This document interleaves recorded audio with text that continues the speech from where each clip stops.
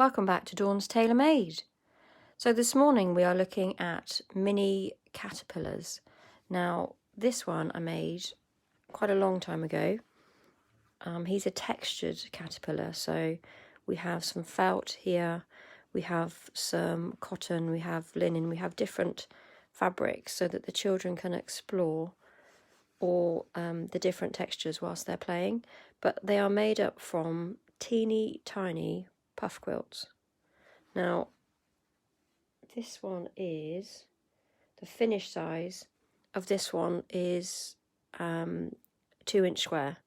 So when you start this one you would have it slightly bigger. So the measurements for the one that we're making today, there's another one, this one's slightly bigger.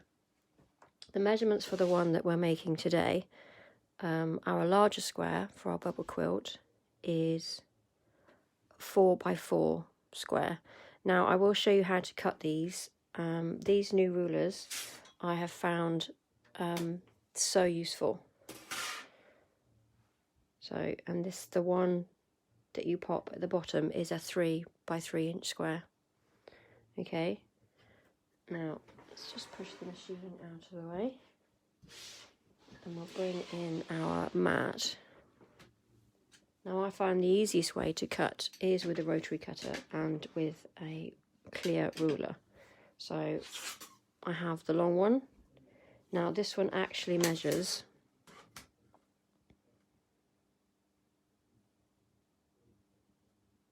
that way around, 3 inches across. So when I was making my smaller square, what I did is I lined this one up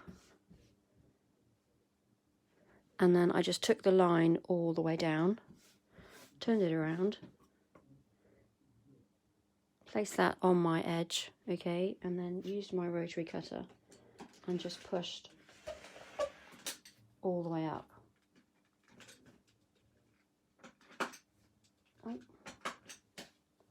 And then when I wanted to make them into their squares, I just placed my ruler across. So when you are designing your own caterpillar, design it for the tools that you're using. So because this one is makes perfect 3 inch squares, as you can see it's really quick to cut out my base fabrics. And then the way that I did the larger one is I placed, so I got my straight edge as before, took my line all the way up, put that on the white so you can see, took my line all the way up, and then I placed the corner, where are we, there,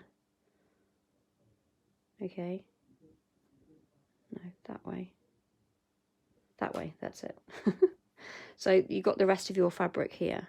So I place my one like that, and then I know where this is the 4, so then I can cut the rest of my fabric. So using the right tools for the job does make all the difference. Now one of the other tools that we're using, oh, I will just show you. So you've got your 4 inch square and your 3 inch square, and then our backing. So you do put a backing on these, you sew them wrong sides out. So you put your backing on. Now I don't know how long I'm going to need it because this is my caterpillar today, but as I said, they become 3 inch squares. So all I've done is place my ruler on top of my fabric and I've cut a strip that is 3 inches. Now I'm not sure how long I'm going to need it, so I've just done it really long. Okay, so we'll put that to one side because we don't need it at the moment. And we will bring in our machine. Now I'm looking at 2 feet today. So this is a 1/4 inch foot, and so is this one, a 1/4 inch quilting foot. So the idea is from here to here, let me show you with my measure. The idea is from here to here is a perfect 1/4 inch. Now you can get them with different sizes, you can get them with 1/8 inch, but the 1/4 inch is the one that we need today. So and then you've got markings down here, so when you are sewing down you can stop and you know where the 1/4 inch is, and you can turn your fabric the right way. But this one has an actual guide on the side. Okay, so that's the one I'm going to be using today. And all you do when you are changing your foot is you line up this bar here with the hole that is underneath your machine, and then it just picks it up by itself. Okay, and I've covered this up so that you don't get the flashing light.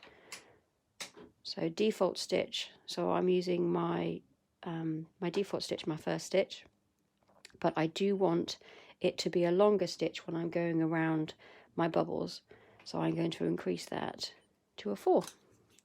Now I should cover that up, otherwise it will be flashing and we will get people asking me not to do that. So as I've said, I've already sewn quite a few of mine. Now the way that we did, if you've watched the bubble quilt before, what we did is we put toy filling in these as we were sewing along, but I was shown by Wendy Orlando it's much easier to sew them all first and then put the filling in. So I apologize, you will have to watch me filling all of these up, but it's much easier, as you can imagine, to be sewing this on without these being filled with all the stuffing. Okay, so this is another, so if you have already watched the other bubble quilts, this is another technique. Okay, so we aren't filling as we go, we are filling at the end. So I have 2 ways to show you today. Oh, where have they gone?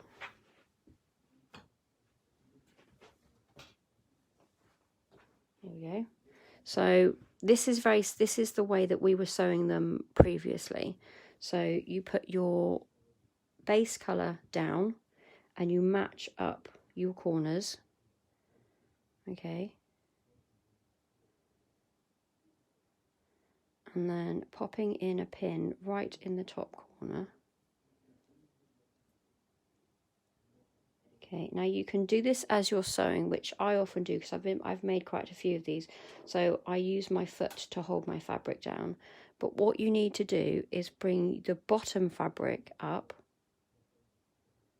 Now you can pop a pin in there if you want to. We'll do it today just for anyone that hasn't done this before. Pop a pin in there. Okay, and then what you need to do is you need to crease where you think the middle is. Now you can measure that if you want to. I'm just doing it by eye. And what we need to do is sew 1/4 inch all the way down, and it holds this part, and that's what creates our bubble. So I'll bring the machine back in. There we go.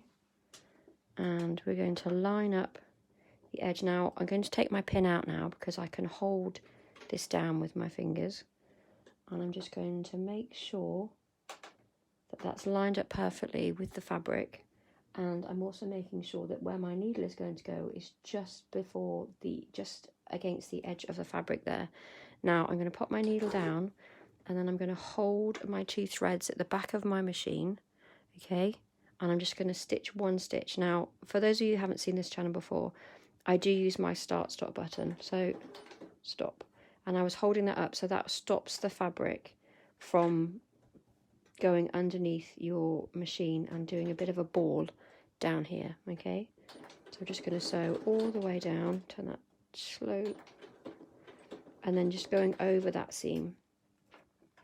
Now as I said, you can use this foot as a guide to know where to turn your fabric. So needle down, turn your fabric, and then line your foot up again, and then we've got to do the same thing. Now you can do it where you get all of your fabrics ready before you sew, but as I said, I've made quite a few of these now, so I tend to just do mine as I'm going along and figuring it out where I think that should be. I'm just going to go all the way down to the end, stop with our needle down, and then turn, and then lining that foot up again. Now if you were using your clear foot, I'll just get mine out of my drawer.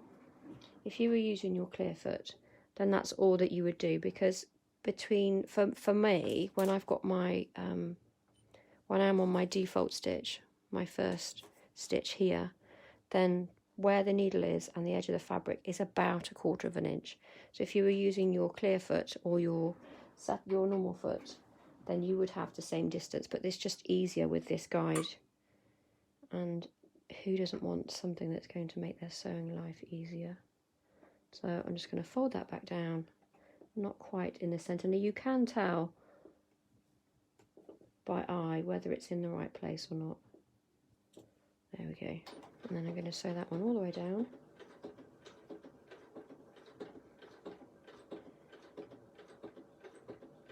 And then stopping, turning and lining up again. Now I'm going to take these threads off because it's much easier than taking your threads off at the end. So threads off as you're going through. So I was going to show you, so I do normally keep my thread catcher up here, but what I did is I added a button to my mat, and then that just hangs off the edge of the table, which is quite an easier place for me to have it rather than excuse me, up on the machine. So I'm just going to line up the last one, there we go, and then just going all the way down to the end, and then just backstitch to make sure that one is sealed. And then I take my threads off using my thread cutter at the back, and then all my threads are now gone. So now what I need to do is add on to my caterpillar. So we put right sides together. Now if you're cutting with those rulers, it really does help you to make sure everything is exact, so that lines up perfectly. Now you can pop a clip on there, or you can pin it if you want to, just to make sure it's not going to go anywhere whilst you're getting your foot lined up. And then as you can see, I'm just going to sew over this seam, and then I know that I've caught all of those edges. There is no needle down, there is going to be no seam showing because they are all perfectly in the same place. Just backstitch.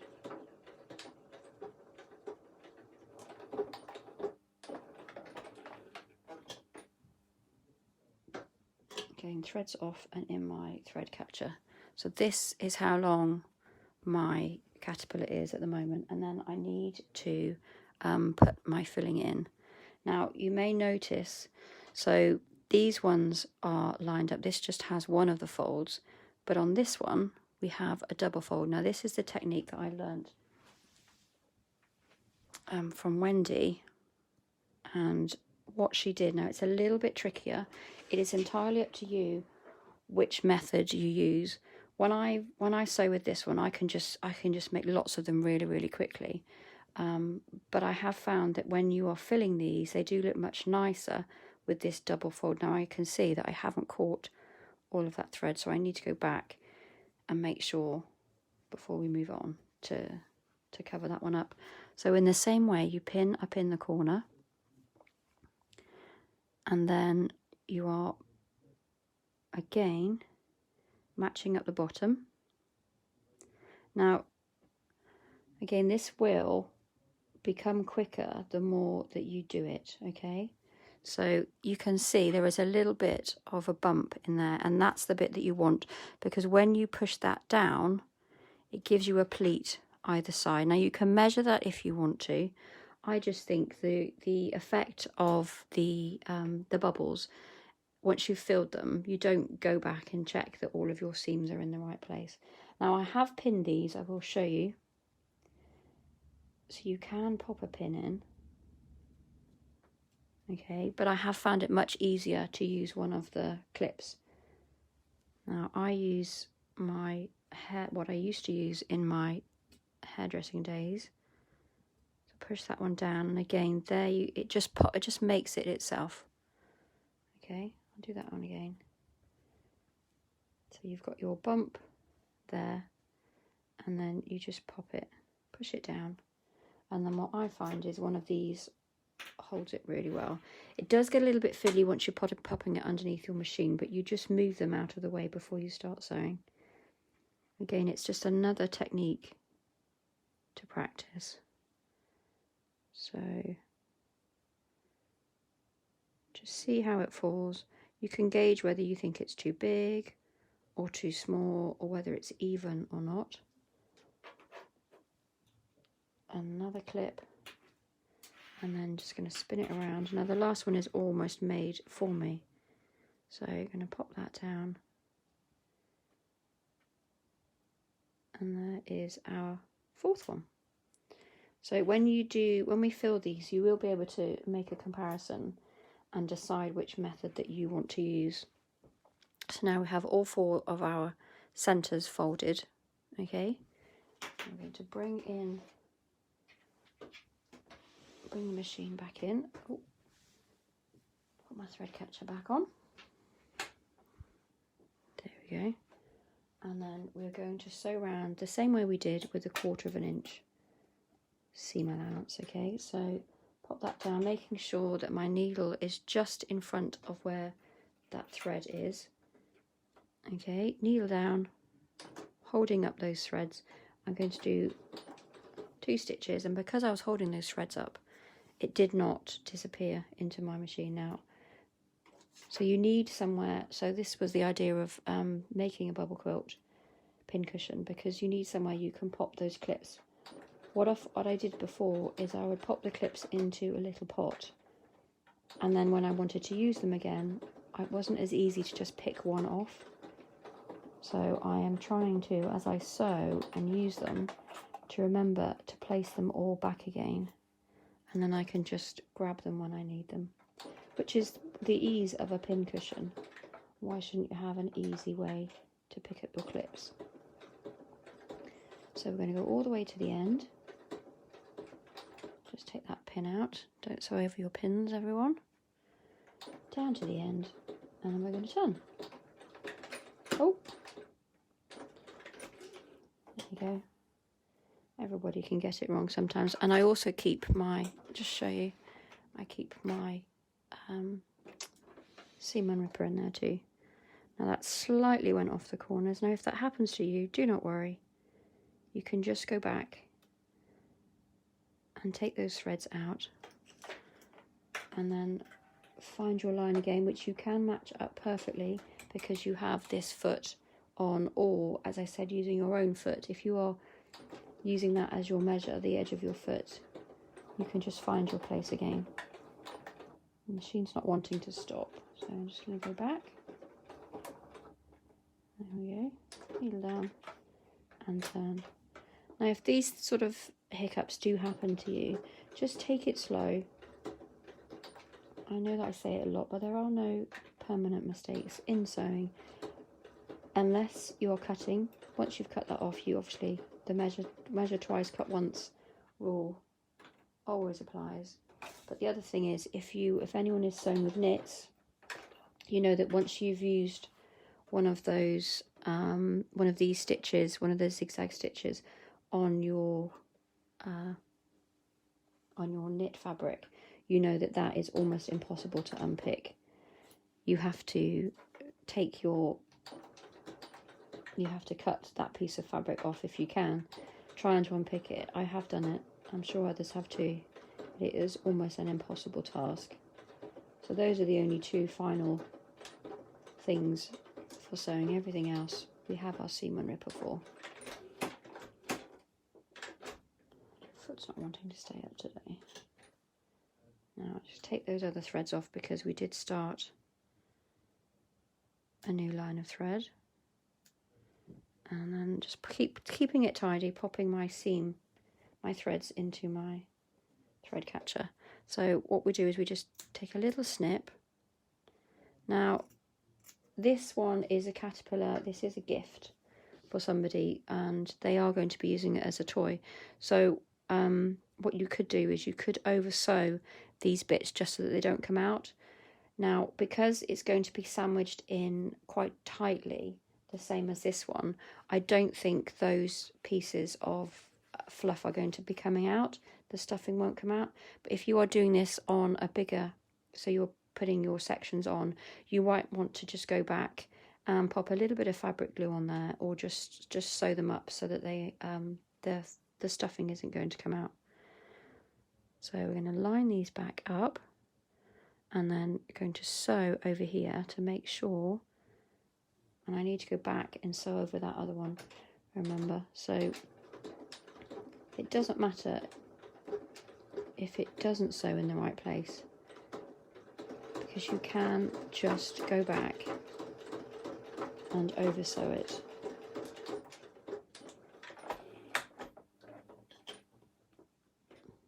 So it was this one here, okay?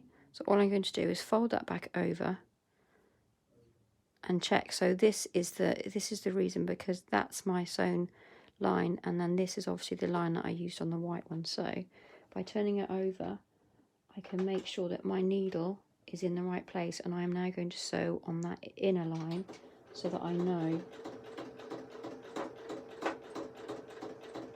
that that seam is going to be covered.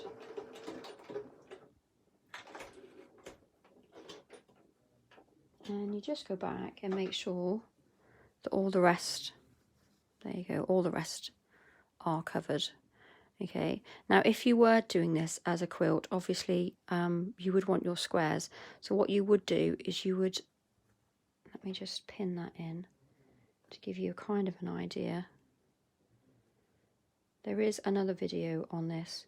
So what you do is you would then sew that down, and that would give you your squares. Okay, just take those pins back out. So there is my long caterpillar. I'm just going to make sure I've got a few that don't have their backs snipped. So just a little, just enough so you can get the filling in. Don't make it too big, because obviously then it's big enough for your filling to come out. But I haven't had any of these, the newer ones, doing it this way. I haven't had any of them leak. So as with many things, we sew wrong sides together. So there is my caterpillar. It really is quite long. Now here is, did I make it long enough? Look at that, it's only just long enough. So if you remember, I cut this because this is 3 inches in width. So I just cut along there. And then what I'm going to do is I'm going to pin or clip all the way down so that I can sew all the way around. Now I would start, because we're going to need a turning gap. So depending on the thread in your machine, if you leave a turning gap where it's white, you need to have a corresponding colour in there. Now I'm going to do it with the grey thread, so I'm going to leave my turning gap where it's in one of the grey parts, so that when I am over sewing that, it will be hardly noticeable. So just line them all the way up. Now the reason we put our pins in here is because when it goes under the machine, we can just pull them out really easily. So just line them all up. I think that's only just going to make it. Actually, I think it's too small. What I'm going to do for quickness, because I haven't got a, here's one I made earlier, I am going to take that last one off. As I said, there is no final thing when you're sewing, so we're just going to remove that one.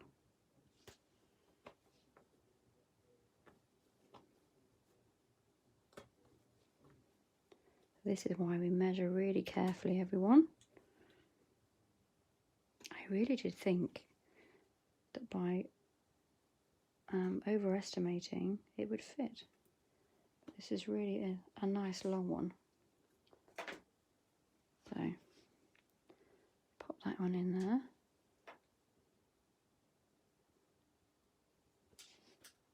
Now I'm not going to pin the other side because there is a little bit of movement with this because you have got these big bits inside.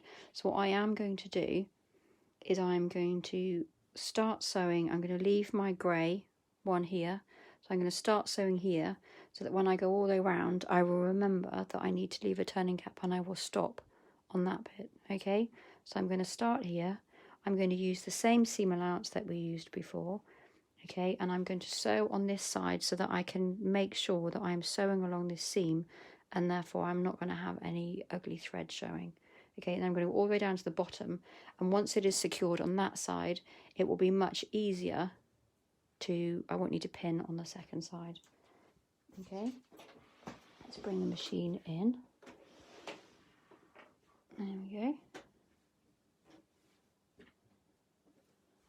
Not sure about having my thread catcher here. It does seem to be getting in the way, but I'm guessing that's because I'm filming as well. I wouldn't normally have my machine in this position.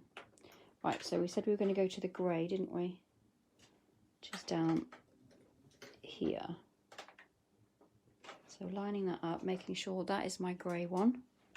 Whatever your darker colour is, whatever your thread is, so I'm using a grey thread, so that is the ideal for me.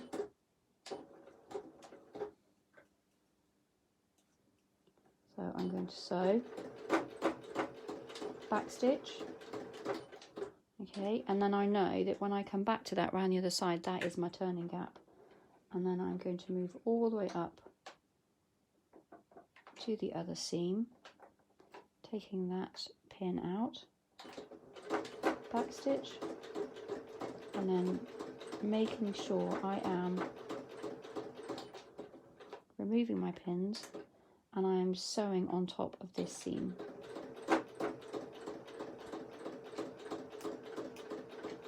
Now having a solid pin cushion makes it so much easier when you are just pulling out your pins as you're sewing. It makes it so much easier because you're not looking around for your pin cushion. You can just stick them in. It makes your job much quicker when you are sewing quite fast. I don't even look now, I just know that it's there. I'm going to stop, I'm going to turn, I'm going to make sure that that is level, and then back down that side. Turning again, lining up my foot, but also making sure that my needle is going to be sewing over that seam there. I'm going to go all the way down. Now, you can see that because I was sewing down, all of my pleats, all of my seams are going that way. Okay, so when you're sewing, make sure that you are pushing those. It does make it a little bit trickier, but all you do, if it isn't going to go under, just stop, foot up, push that seam down. And it's good practice for when you are sewing other garments, if you're putting lots of pleats into a skirt or something. You're just getting into the practice, the good habit. When we're quilting, it is all about the seams.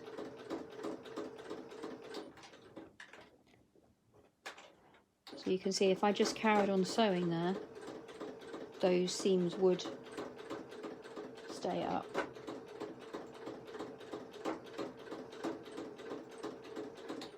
That one's just playing up a little bit.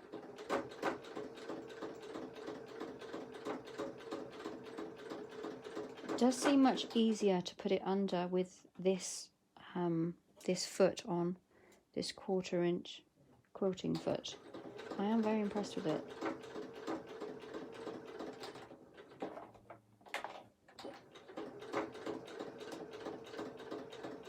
So I'm not having to watch on my needle because I know my needle is here. What I am watching is this bit here, and I'm making sure that that is in line with all the threads that I am sewing.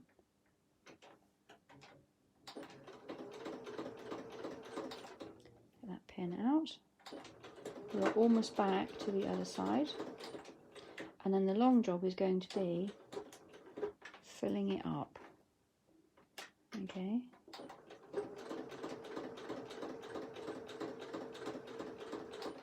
Now I will be adding eyes Just checking it's there. Take that thread off. So that's the thread that was there because we lifted our foot over. But you can see I probably would have carried on sewing if I hadn't have put this bit in just to remind me to stop.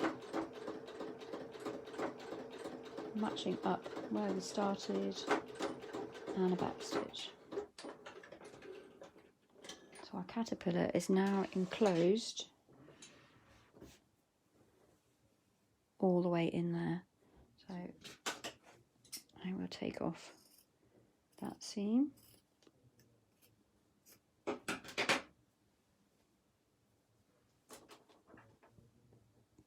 And I will clip the corners. Now, if you have your iron on, what you can do, move those to the side, you can find your, where is it? Where's our turning gap? Easier to see on this side. Find your turning gap, and then what you need to do is iron that seam. Now I'm just going to finger press it, and a way of, can you see, I'm just using the edge of the table just to fold that seam, and then folding the other side back, just holding it if you haven't got your iron on, and just doing a little pull like that. You can see that has opened up. So when I turn that right sides out, it's going to be much easier because that's going to flip. It's a bit like when we do our scrunchies. That is going to flip itself round and it's going to tuck itself in really easily. Okay, now we do need to put our fillet in. Now it does often take more than you would think. It all depends on how full you'd like your bubbles, I guess. Now I did, where did I put them? I did purchase some, the things that you use in the kitchen for cleaning. They have the sort of the rough side to them and the soft side, the little sponges. And I did think that if you wanted to, doing this the old way, so if we were filling as we were sewing, as you sewed your pin cushion down, once you got to this side, you could cut off a square, pop in one of the scrub cushion. I'm not really sure what you call them. Somebody can help me out. So one of the sponges, and then you could just pop that inside, and then when you are putting your pins into your pin cushion, they say that they do help to sharpen them. Wire wool, is that what it's called? I'm not sure. I think the wire wool might be the ones for the pans that's got that pink on it. So maybe you don't want to be putting that into your pin cushion. So as I said, this is for little hands. So I don't want to be putting too much in because I'm hoping that the baby can sort of hold on to the caterpillar. So I don't want it too full. Now if you haven't filled one of these before, I would recommend maybe doing a separate one and then popping your filling in, because you're doing this blind, you can't see from the front, but maybe filling one in so that you can gauge how full you want it. Trying to push it out into all those corners. Now that is as puffy as I want mine to be, but you might want yours much bigger like these. So it might be a good idea just to make one with the same fabrics that you're going to use and fill it, and then see how full you want it to be. Just 3 left on my caterpillar.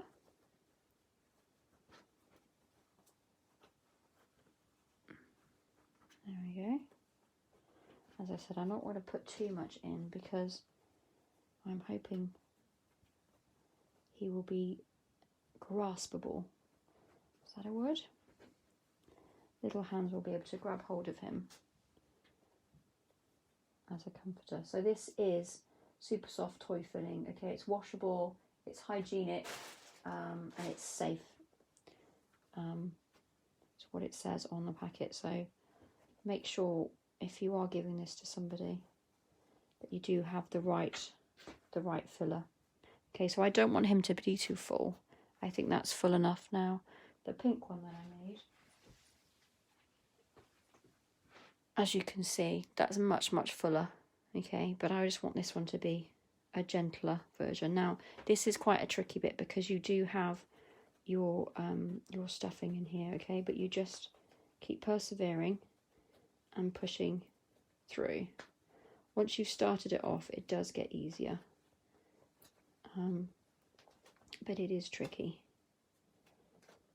You might want to leave a bigger turning gap if you are filling this up even more, if you are doing a more filling.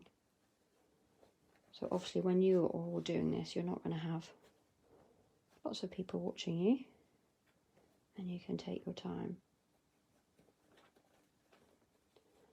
So just getting that up to the end, poking those ends out, and there is the top of our caterpillar. Just take those threads off. Okay, and then it's easier to start pulling your other ones through. Once you've got one out, it is easier. Okay, now you can make your turning gap bigger if you want to, but just remember that you do have to sew that gap up, and if you wanted it to be invisible, you're going to struggle the bigger the gap that you leave. Okay, but as I said, once you've got one through, it is easier to pull the rest.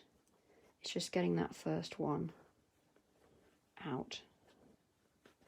But it's definitely easier, I find it definitely easier with the sewing part to not have them full when you're sewing. So I'm happy to have this bit as more of a struggle. Okay, so he is almost right sides out. Now I was picturing really big ones of these.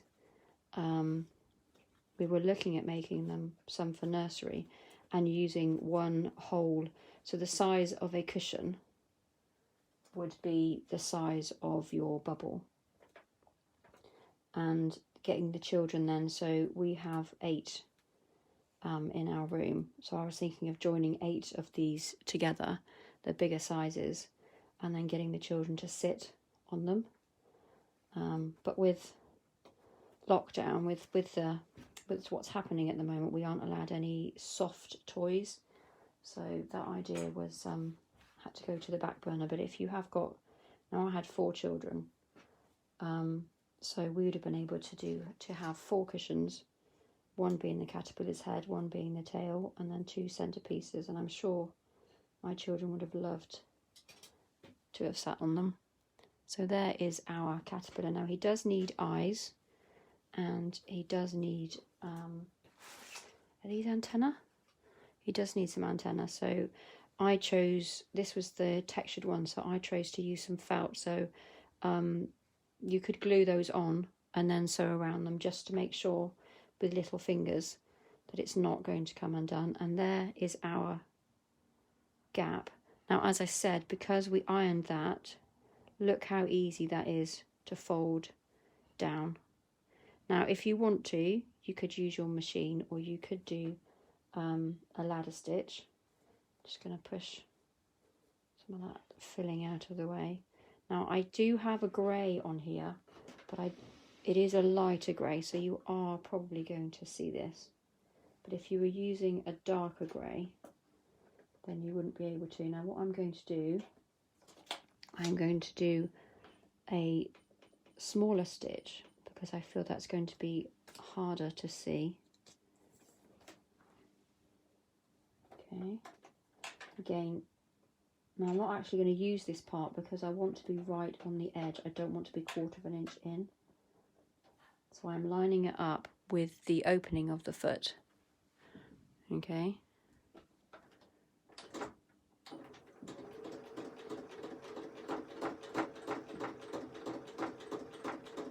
Going all the way down, making sure and catching both sides. And a back stitch at the end of the grey. So as you can see, I mean, that's not it's not perfectly invisible, but it is much harder to see from a distance. You cannot see, but it means that that is all sealed up safely for baby's fingers. So the idea is that they can scrunch these up, they can hold them, and they're a really comforting thing to make. Now, if you made them with a softer fabric, as I said, this one was a textured one, so there are lots of different textures on here, then that might be a nice addition for a child. Now, what you can do, just pop this one off. If you wanted to, you could use this going all the way round, and then you could use that as your pin cushion. Okay, so you could attach it at the other ends if you made it long enough, and then you could have different coloured pins and it would be filled, and then you could turn it all the way around. You'd still get your arm in here. What you could do is you could have just a normal piece of fabric here and then just have your bubbles on that side. So that's an idea if you didn't want to have such a big one covering up all of your dials. But also you could make this one smaller, so if you had it as a square and it was this size, then that would be much smaller and it wouldn't cover up the whole of your... I mean, I just move it down when I want to know which stitch I need to use. So there are our caterpillars.